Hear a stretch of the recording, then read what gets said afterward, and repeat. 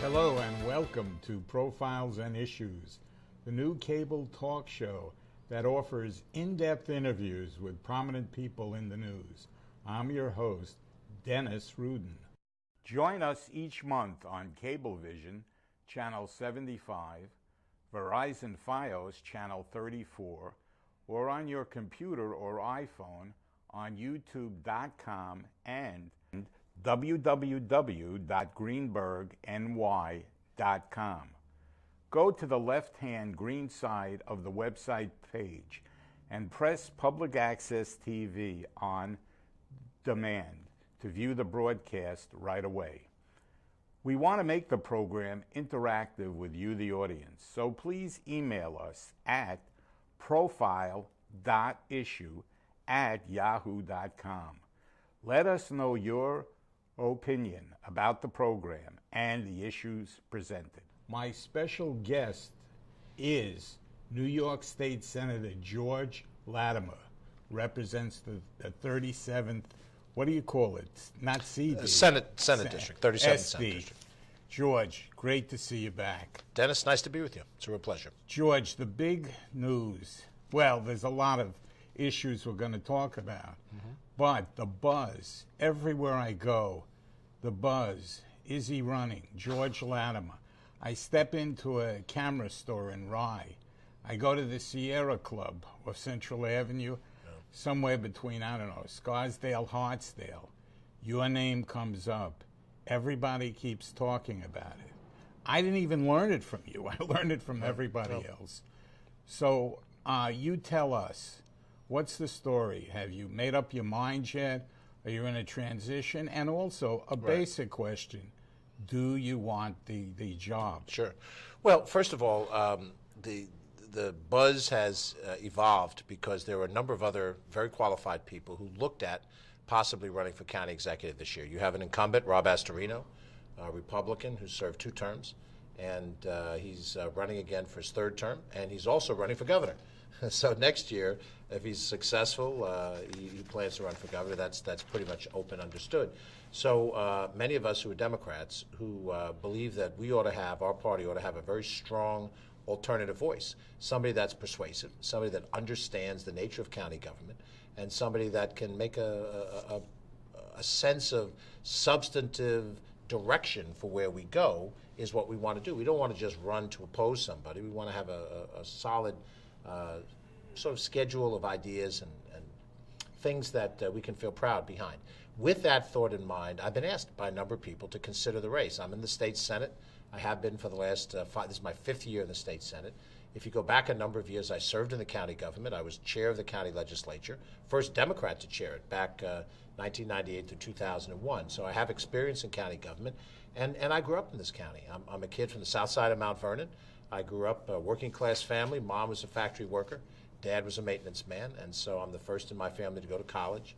Went to local public schools, Mount Vernon High School, and most of my life, with the exception of 5 years during my corporate career, I've lived in this county, and I've worked in corporations based in this county, and I've served in public office and so forth. So with all of that, it's not illogical to think that now that I'm a youthful 63, that this might be the time to consider whether or not running to run this government is the next possible step. I have not, as we doing this taping, I have not made up my mind.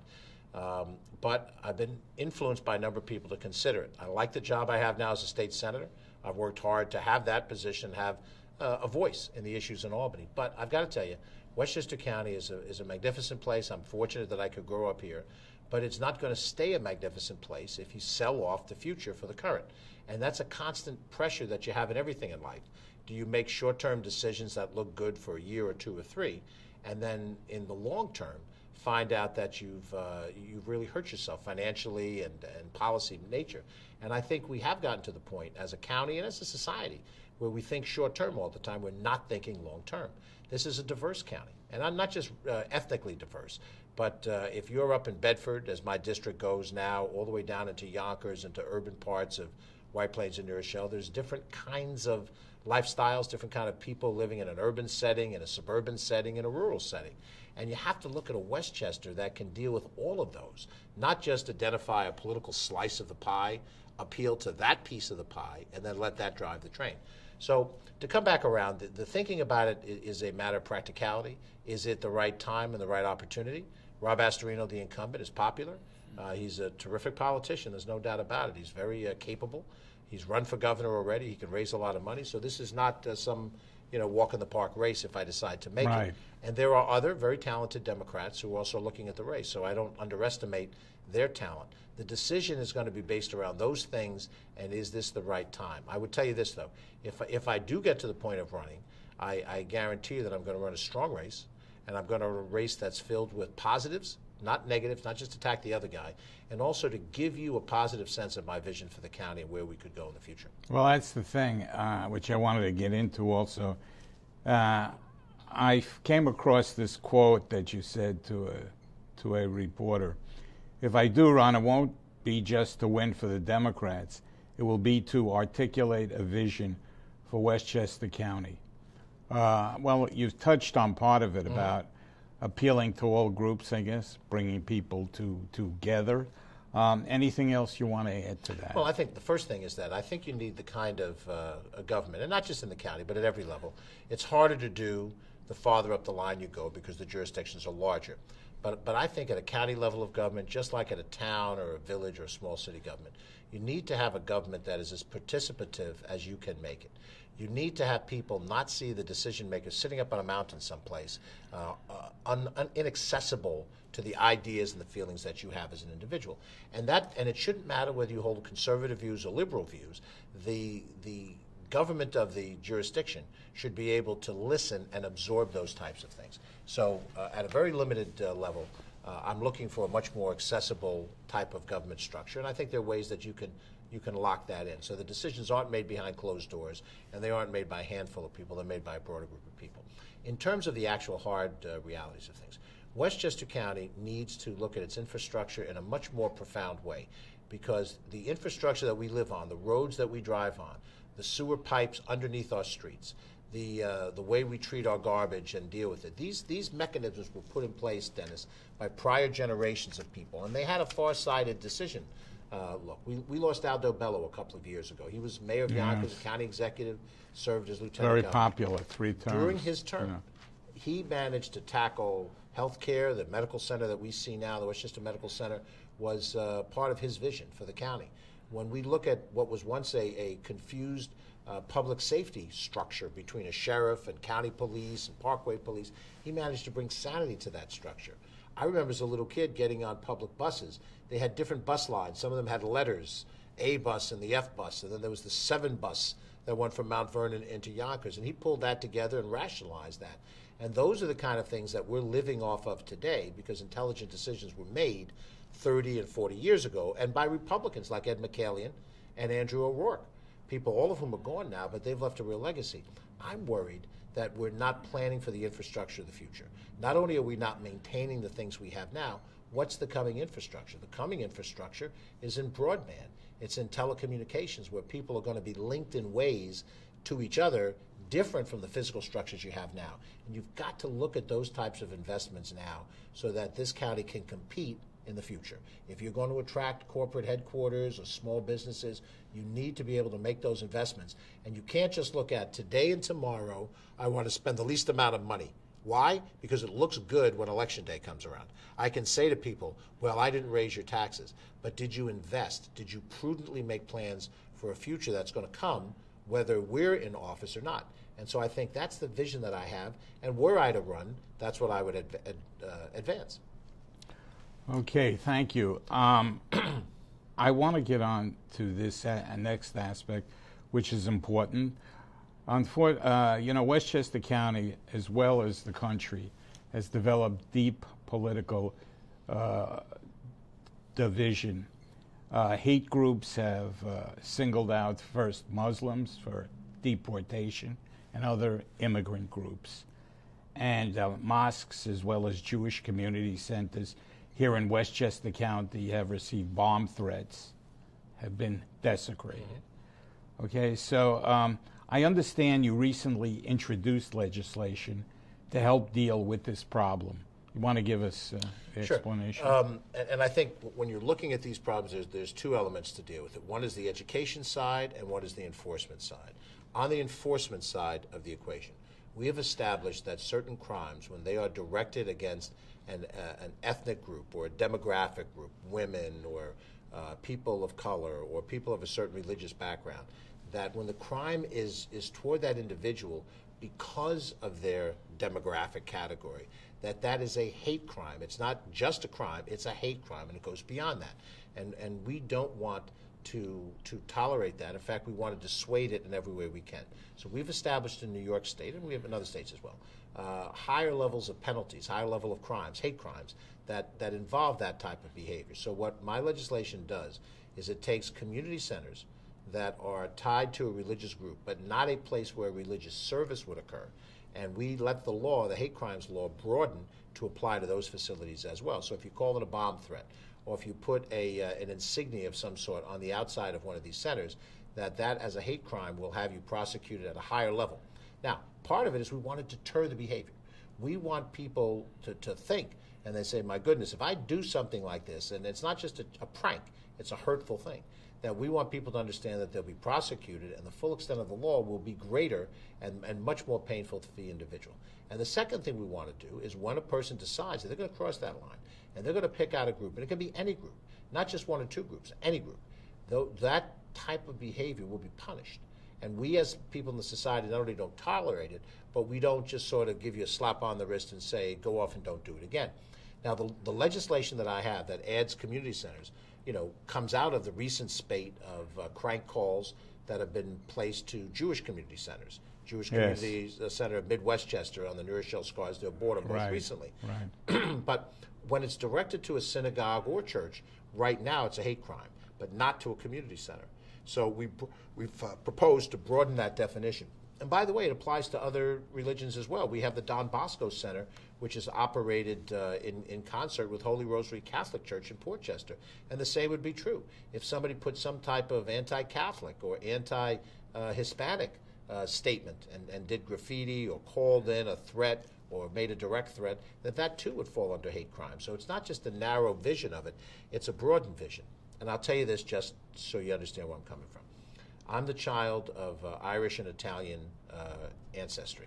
And if you go back 3 and 4 generations from Italy and from Ireland, my antecedents came to this country. When they came to this country, they were not welcomed in open arms. There's a big debate about legal, illegal. The laws for legality were very light in those days. You could come into the country with manual labor skills and you were welcomed in those days.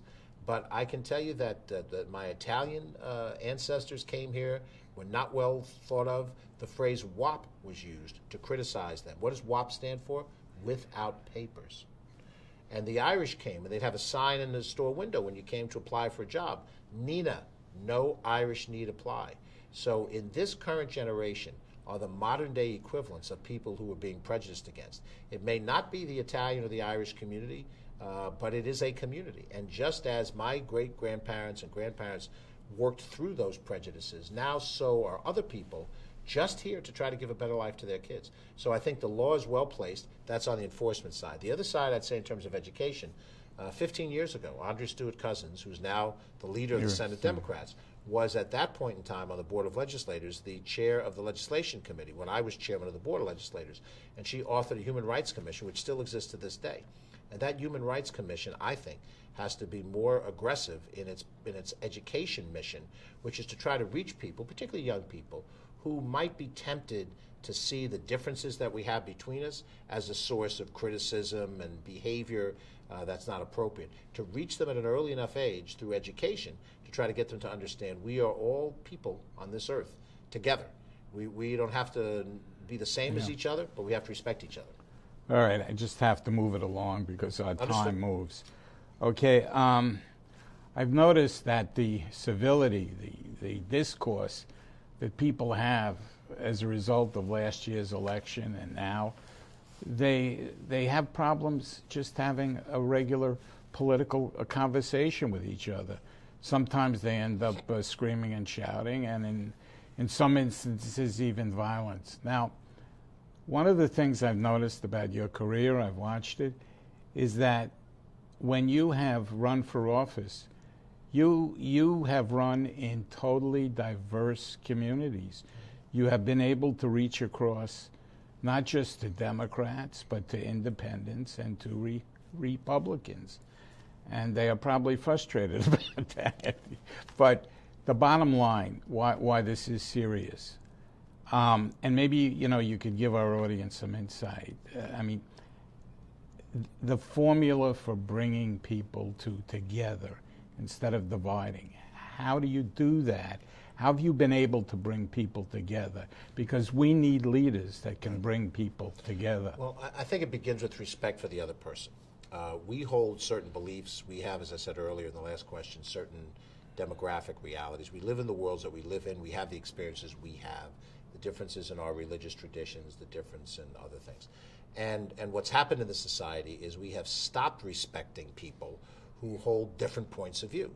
If I'm a liberal and someone expresses conservative points of view, immediately I think it is a call to arms, to argue and ultimately, in certain circumstances, to get physical with each other. And the same is true on the other side. There are conservatives who just cannot accept the fact that people don't agree with them and hold different views. And much of the media that's out there, whether it's on television or talk radio, newspapers, media, they agitate those differences because the differences and the conflicts might be interesting, might sell newspapers, might make you listen to the talk radio because you're agitated. But that agitation will be the undoing of America. We have to understand, I try to do this every day. If a person disagrees with you, it does not mean that they're a bad person. It does not mean they're not patriotic. It means they hold a different set of beliefs. And what you try to do by initially showing respect is to find common ground between them if you can. Now, in the political world, it has become an axiom that you must go negative on the other person. And there's plenty of advisors that come in and they say, attack the other guy, attack him first, define him first. I've gone through most of my campaigns avoiding negative attacks. I will attack if I'm attacked. I will attack back and I'll point out differences. But I don't start out my campaigns going there. And I've seen in most of my races, and I've won every time I've run, that more people respond to a sincere, positive message than they respond to a negative message. But when you've been on the campaign trail, and let's say you've gone from one group of people to a different neighborhood, and they may have some anxiety over conflicting issues or funding, that if the other people get it, we're not going to get it. How do you bridge that gap? How do you bring them together? I think the most important thing, Des, is you have to talk straight to people. And I understand anybody who watches this doesn't know me personally. It's just, it's another politician with another set of lines. But if there is anybody watching this who has lived in the communities I've represented for the longest time, the Larchmonts and the Portchesters and the Ryes and the Mamaronicks, they know that this is part of my MO, is that when you show over time, not the first time you meet somebody, not the second time, but when you show in the repeat dealings that you have with them that you're really listening, that you're absorbing the points that they're trying to make, and you're incorporating some of them into what you're doing, then you begin to develop some trust. And that's how you overcome the mistrust. Now, there's some people who view politics or life as a combat sport. And that's the personality of the individual. They'd probably be better off getting into the boxing ring and work out their aggressions there. And as a kid, I got hit a few times physically in fistfights, and that shakes you up pretty quickly. But in the world of government, which is the one we're talking about, in civic life, where you have to deal with people of different backgrounds, my general sense is if you show respect, voluntarily you show respect to the other person, you don't look to agitate something further, then that person, more often than not, will reciprocate that respect. We cannot move Westchester County forward. We cannot move New York State forward if we're at each other's throats. The old line is, you can't get ahead if you're spending all your time getting even. All right, we have to move on. Thank you for that. All right, 2017 promises to be a very challenging year for state, local, municipal governments to keep their property taxes down. Recently, you sponsored some legislation to help. Please explain that. One that deals with the county, I believe, paying for the land it owns. Yeah, what we have is a situation in Putnam County and Rockland County in which New York State owns land in those counties, and they pay a level of property taxation to the county for having that amount of property in their geography. And obviously, if all of that land was tax exempt, it would hurt Putnam and it would hurt Rockland, and they're not able to generate the money they need to run the services that they're required to provide by the state. Westchester doesn't have that deal. And so when that was uncovered, I might add, by a member of the press, David McKay Wilson from the Journal News uncovered that story. I didn't uncover it, but I'll tell you, you don't have to hit me with a 2x4. Once you show me that there's an inequality, then I immediately filed legislation. Now, there's two elements of the legislation. One is countywide for Westchester County to get the same deal that Rockland and Putnam have, and a separate piece of legislation deals specifically with the home communities of where prisons are located. And in some of those home communities, the state reimburses the locality because there's the presence of the prison, and in some they don't. In that particular case, I represent Bedford. Bedford Hills Correctional Facilities, there's a max and a medium security prison for women, in both cases in Bedford Hills, and they're not paying taxes to Bedford, whereas Sing Sing does pay taxes to Ossining and there's some other ones around the state. So that's what I'm striving to get at, parity and equality between some communities that have that benefit, some that don't, and the ones that don't, if they get it, that means more tax revenue from the state, and it means less reliance on the individual's property taxes. If fate pushes you towards the county executive position, Westchester County executive, would you use that same approach all over the county? Because it would benefit Westchester. Here's the advantage that I bring to the table right now. I understand Westchester County government from my time in county government, but I've spent time in the state legislature in both houses. I know the major players in the Senate, and I know the major players in the Assembly, and I understand, the governor, I have a relationship with the governor. So when you want something done for Westchester, you need the help of the state delegation. You need the Assembly members and the senators who represent this county, and that means both the Republicans and the Democrats, not just one party or the other. How about the IDIC? The IDC. Well, look, I've got a good relationship. The bottom line is, there's the great poem Desiderata, and it says, "Be at peace with all people if that is possible." And I try to be that way. But the point being that when you go to Albany to need consideration on these types of legislations or anything else, I've got some of those relationships in place, and I can reach somebody at the end of the phone. I can go out and have a cup of coffee with one of these decision makers and make the best possible case for Westchester. But I try to do that right now as a senator, and if I just continue as a senator, I'm going to try to do that regardless of whether I run for another position or not. All right. Now, another thing that you've done, I believe, in order to help out taxpayers, you co-sponsored a bill that reforms the STAR program. We're tight on time, so just 30 seconds, just rehash the STAR program and then how you changed it. The STAR program was created in the mid-1990s as a way to help those who are paying excessively high school property taxes and reduce it. There were some changes made a couple of years ago that I don't think were for the better. The bill that I co-sponsor will reverse some of those changes and return to the homeowner the core benefits of the STAR program. Now, the STAR program used to be, now it's operated by the state, correct? Yes, it always has been a state program. Oh, it always has been a state. And it's always been tied to the S in STAR is for school, the T is tax. So the school tax has always been the target of it, which, by the way, is far and away our biggest tax. If you pay $10,000 a year in property taxes, you're paying only about $2,500 to the county, $2,000 to your local community. The bulk of that, $5,500, $6,000 of that 10 is going to the school district. All right, let me ask you: do you believe the way to get a additional revenue is to commercialize Westchester Airport? No. I think what we've been talking about right now is a bad deal, partially for the reasons I've spoken about before, which is it is a short-term benefit and a long-term sellout of the value of the airport. That airport has a tremendous value, and to monetize it in a way that gives you the benefit up front, you plug this year's budget hole, maybe next couple of years, but then in the long run you're getting a minimum amount of payout, is not doing your fiduciary responsibility. And I speak as a businessman, not as a politician. Now, the county airport also has a community impact on the communities around it. And the people who live in North Castle, who live in White Plains, who live in Harrison, who live in Rybrook, that is in their backyard. When you decide to privatize it, you're also privatizing the decision-making to people who are looking at it only from a profit standpoint, not from a community standpoint. So for both of those reasons, I don't think this is the right deal.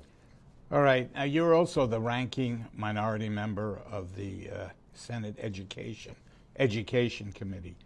Should schools be penalized and lose federal funding if their students' opt-out rate is more than 5% for mandated standardized testing? Flat out no. Opting out is a parental option. Parents use it as they see fit. And I think what the federal government, at least under John King, working in the Obama administration, has tried to do is penalize schools as a way to force those parents to have their kids take the mandatory testing. I think we have too much mandatory testing in school. I think testing is necessary, but not at the level that we're talking about now. And I think the federal policy is going to change under the new administration, but to what, we'll see. Just briefly, 30 seconds, minute. As a result of this opting out and of all the controversy, has your view on Common Core changed over the years?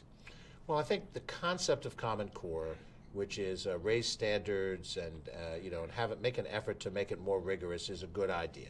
As a school student, I was an okay student. I could have been a better student with a little more rigor. But I'm afraid that what they're doing is been promoting a one-size-fits-all strategy. That doesn't work.